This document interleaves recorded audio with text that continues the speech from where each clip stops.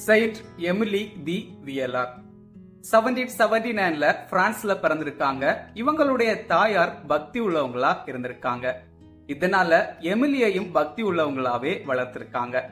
வாழ்க்கை ரொம்ப மகிழ்ச்சியா போயிட்டு இருந்திருக்கு.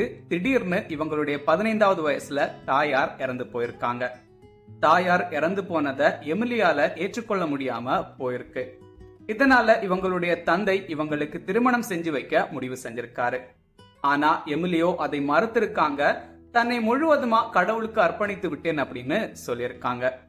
இதனால தந்தை வருத்தமும் மனக்கவலையும் அடைந்து நோய்வாய்ப்பட்டு படுத்த படுக்கை ஆயிருக்காரு. பிரெஞ்சு புரட்சியில பாதிக்கப்பட்ட கிறிஸ்தவ கல்வி நிறுவனங்களை மீட்டு மக்களுக்கு சேவை செய்வது எமிலியோட கனவா இருந்திருக்கு. இதனால யாரையும் திருமணம் செய்து கொள்ள எமிலி தயாராவே இல்லை. வீட்டிலேயே இருந்து தந்தைக்கு தேவையான உதவிகளை செஞ்சு வாழ்ந்து வந்திருக்காங்க. ஒரு கட்டத்துல தந்தை இறந்து போக தன்னுடைய வாழ்க்கையை முழுவதும் இறைப்பணிக்காக அர்ப்பணித்திருக்காங்க. தன்னுடைய சொத்துக்களை எல்லாம் விற்று அதன் மூலமா கிடைத்த பணத்தை வச்சு ஒரு கட்டிடத்தை கட்டியிருக்காங்க.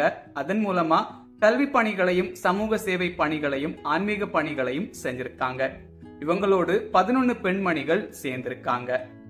த sisters of saint Joseph of the apparition அப்படிங்கிற ஒரு சபையை துவங்கி அதன் மூலமா மக்களுக்கு சேவைகள் செஞ்சிருக்காங்க. கர்தினால் மெர்சியார் இவங்களுக்கு ஆன்மீக ஆலோசகரா செயல்பட்டிருக்காரு. இறுதியா நோய்வாய்ப்பட்டு எமிலி 1856ல இறந்து போயிருக்காங்க. ஜூன் 17 செயின்ட் எமிலி தி வியலார் ஃபீஸ்ட் டே.